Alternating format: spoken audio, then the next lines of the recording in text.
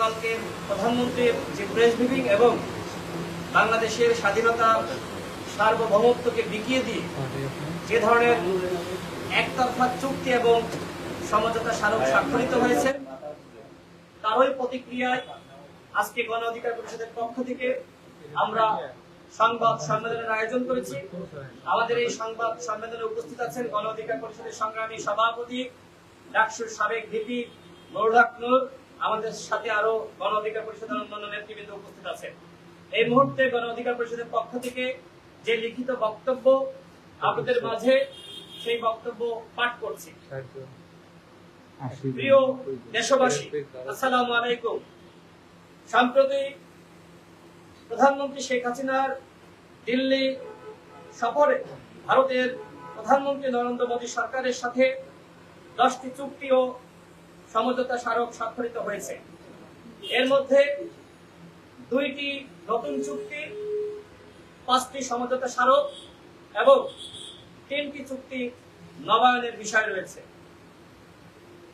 জনগণের সম্মতি ছাড়া দেশবিরোধী এই চুক্তি প্রত্যাখ্যান করছে গণ অধিকার পরিষদ।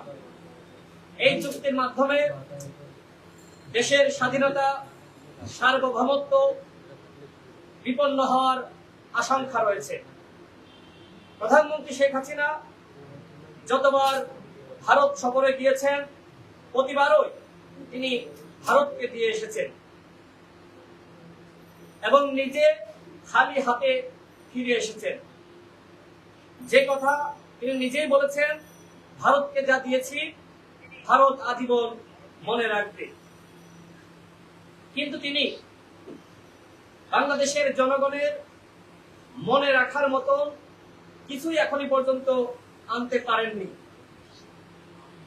1976 সালে নেপাল এবং 1984 সালে ভুটানের সাথে বাংলাদেশের যে ট্রানজিট চুক্তি হয়েছিল, সেক্ষেত্রে ভারতের ভূখণ্ড ব্যবহারের অনুমতি না পাওয়ায় সেই চুক্তি মূলত কার্যকর করা সম্ভবপর হয়নি।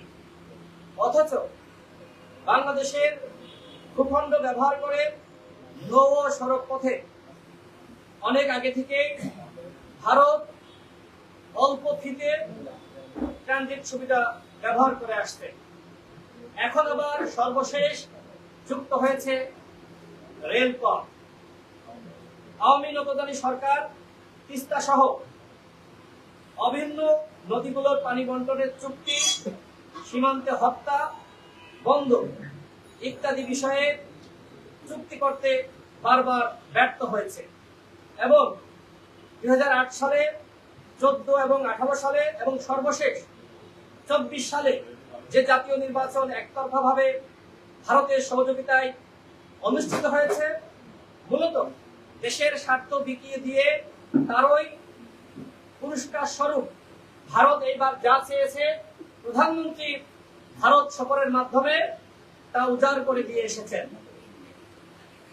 প্রিয় সাংবাদিক ভাইরা, প্রিয় দেশবাসী, কানেক্টিভিটির নামে বাংলাদেশের বুকের উপর দিয়ে ভারতের এক প্রান্ত থেকে আরেক প্রান্ত পর্যন্ত রেল যোগাযোগ, ডাক ও টেলিযোগাযোগের সমঝোতা, কৌশলগত এবং অপারেশনাল খাতে সামরিক শিক্ষা সংক্রান্ত সহযোগিতা, ঔষধ সংক্রান্ত সমঝোতা, বাংলাদেশের জলসীমায় ভারতের অবাধ বিচরণ এবং ভারতের ইন স্পেস ও বাংলাদেশের ডাক ও টেলিযোগাযোগ মন্ত্রণালয়ের মধ্যে সমঝোতা, রেল মন্ত্রণালয়ের মধ্যে সমঝোতা, সমুদ্র বিষয়ক গবেষণার 2 দেশের মধ্যে সমঝোতা ইত্যাদি সমঝোতাগুলো এবং চুক্তিগুলো ব্যাপকভাবে বাংলাদেশের স্বার্থকে ক্ষুণ্ণ করেছে।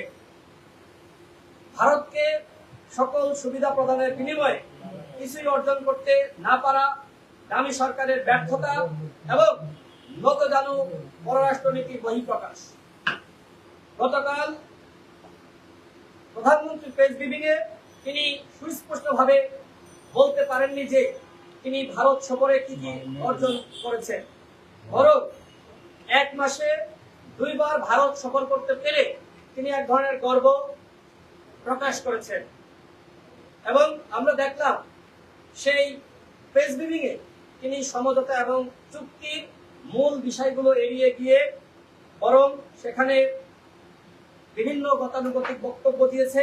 এছাড়া অযাচিতভাবে ডক্টর মোহাম্মদ ইউনূসের প্রসঙ্গ এনে মূল আলোচনা থেকে জনগণের দৃষ্টিকে ভিন্ন হতে নেওয়ার অপচেষ্টা করেছেন। প্রিয় সাংবাদিক ভাইরা, এছাড়া চীন কর্তৃক তিস্তা মহাপরিকল্পনার যে প্রস্তাব দেওয়া হয়েছিল সেই প্রস্তাব গ্রহণ না করে বরং ভারতের মাধ্যমে প্রধানমন্ত্রী এই তিস্তার যে মহাপরিকল্পনা সেটা বাস্তবায়ন করতে চান বলে তিনি গতকাল জানিয়েছেন।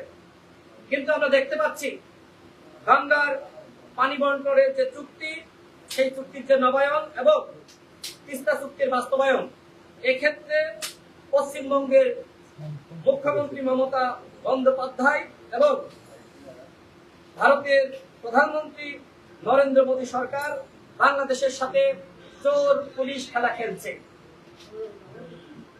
একজন আরেকজনের উপরে দায় দিয়ে বাংলাদেশের স্বার্থকে হরণ করছে এবং এই চুক্তি বাস্তবায়নের ক্ষেত্রে নবায়নের ক্ষেত্রে বিভিন্নভাবে কালক্ষেপণ করছে।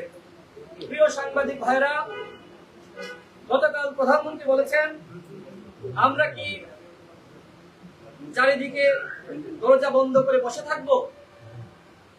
তিনি বলেছেন আপনারা ইউরোপের দিকে তাকান, সেখানে কোনো বর্ডার নাই। প্রধানমন্ত্রীর এই বক্তব্য অশনি সংকেত।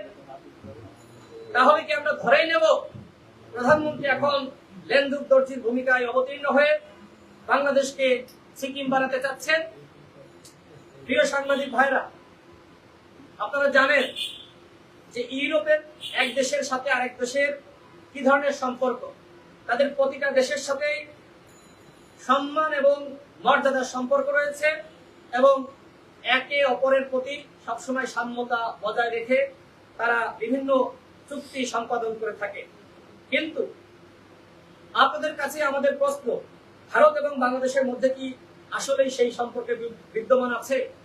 যেখানে ভারত সীমান্তে বাংলাদেশের নাগরিকদেরকে পাখির মতন গুলি করে হত্যা করা হয়, যেখানে বিজেপির সাম্প্রদায়িক নেতারা প্রায় বাংলাদেশের বিভিন্ন জেলা এবং বিভিন্ন স্থান দখলের হুমকি দেয়,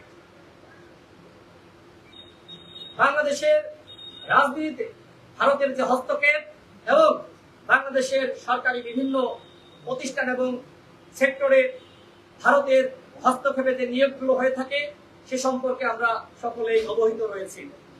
কিন্তু ইউরোপের অন্তর্ভুক্ত একটি দেশের সাথে আরেকটি দেশের এ ধরনের কোনো অন্যায্য এবং ভারসাম্যহীন সম্পর্ক নাই। শুধুমাত্র বাংলাদেশের সাথে ভারতের এই ভারসাম্যহীন সম্পর্ক আওয়ামী নতজানের সরকার গড়ে তুলেছে। প্রিয় সাংবাদিক ভাইরা, আমরা স্পষ্টভাবে বলতে চাই, ভারতের সাথে বাংলাদেশের জনগণ কোনো গোলামীর সম্পর্ক স্থাপন করবে না। মোদী সরকার আওয়ামী লীগকে একতরফাভাবে সহযোগিতা করে বাংলাদেশের রাজনৈতিক সত্তা ধ্বংস করার মাধ্যমে বাংলাদেশের গণতন্ত্রকে পুরোপুরিভাবে নির্বাসনে পাঠিয়েছে। বাংলাদেশের জনগণ ভারতের সাথে কোনো অন্যায্য এবং অসাম্য চুক্তি সমঝোতা মানবে না। ভারত আমাদের প্রতিবেশী রাষ্ট্র, অবশ্যই ভারতের সাথে আমরা সম্পর্ক চাই, তবে সেই সম্পর্ক হতে হবে বন্ধুত্ব এবং মর্যাদার সম্পর্ক, এবং দুটি দেশের মানুষের মধ্যে জনগণের সাথে জনগণের সম্পর্ক থাকবে এবং সেই সম্পর্ককেই প্রাধান্য দিতে হবে। কিন্তু নতজানু আওয়ামী সরকারের গণতান্ত্রিক ভিত্তি না থাকায় ভারত নির্ভরশীলতা বেড়েছে এবং ভারতের স্বার্থকে প্রাধান্য দিয়ে ক্ষমতায় থাকা এখন আওয়ামী লীগের মূল লক্ষ্যে পরিণত হয়েছে। আমরা গণ অধিকার পরিষদের পক্ষ থেকে অনতিবিলম্বে ভারতের সাথে বাংলাদেশের দাবি সরকার যে অন্যায্য এবং অসাম্য চুক্তি করেছে, বিশেষ করে যে ধরনের চুক্তি বাংলাদেশের বুকের উপর দিয়ে ভারতের ব্যবস্থাপনায় ভারতের রেল সংযোগ, আমরা এই চুক্তি বাতিলের আহ্বান জানাচ্ছি এবং আমরা এই চুক্তিকে প্রত্যাখ্যান করছি। প্রিয় দেশবাসী, প্রিয় সাংবাদিক ভাইরা, আপনারা জানেন বাংলাদেশ ভারতের সাথে সম্পর্ক করতে গিয়ে আমাদের প্রতিবেশী অন্যান্য রাষ্ট্রের সাথে ওইভাবে কূটনৈতিক সম্পর্ক গড়ে তুলতে পারছে না। সাম্প্রতিককালে মায়ানমারের সাথে বাংলাদেশের সম্পর্ক সম্পর্কে আপনারা সকলেই জানেন। মিয়ানমারের জাতিগোষ্ঠীর সাথে সেনাবাহিনীর যুদ্ধের কারণে বাংলাদেশের টেকনাফ থেকে সেন্ট মার্টিন পর্যন্ত জলসীমায় নির্বিচারে গুলিবর্ষণের ঘটনা ঘটছে। এর ফলে বাংলাদেশের পর্যটক যারা রয়েছে তারা সেন্ট মার্টিনে যেতে পারছে না এবং বাংলাদেশের মূল যে ভূখণ্ড, সেই ভূখণ্ডের সাথে সেন্ট মার্টিনের যোগাযোগ সম্পূর্ণভাবে বিচ্ছিন্ন হয়েছে। প্রিয় সাংবাদিক ভাইরা, আমরা সরকারকে কখনোই দেখি নাই যে কূটনৈতিক তৎপরতার মাধ্যমে মায়ানমারের সাথে সম্পর্ক গড়ে তুলে এই গুলিবর্ষণের ঘটনা বন্ধ এবং বাংলাদেশে যে 13 থেকে 14 লাখ রোহিঙ্গা রয়েছে সেই রোহিঙ্গা প্রত্যাবাসনের কোন ধরনের ব্যবস্থা গ্রহণ করতে।